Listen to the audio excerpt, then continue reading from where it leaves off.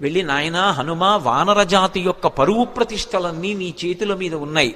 ఇంతటి బలసంపన్నుడవి. ఈ లోకంలో ముగ్గురున్నారు గమనవేగం ఉన్నవారు. అంత వేగంగా వెళ్ళగలిగినటువంటి ప్రాణి నాల్గవది లేదు.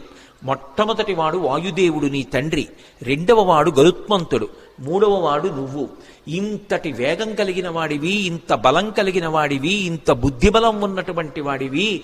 నువ్వు వానరజాతి పరువు ప్రతిష్టలో రామకార్యం ఆలోచించకుండా చేతకాని వాడిలా ఇలా కూర్చుంటావా?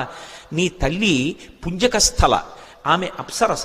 ఒకానొక శాపకారణం చేత ఈ భూమి మీద జన్మించింది. ఈ భూమి మీద జన్మించి నీ తండ్రి అయినటువంటి కేసరికి భార్య అయింది. ఆమెకి వాయుదేవుని యందు ఔరసపుత్రుడిగా జన్మించిన వాడివి.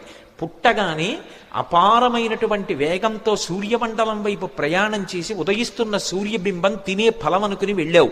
ఇంద్రుడు వజ్రం పెట్టి కొడితే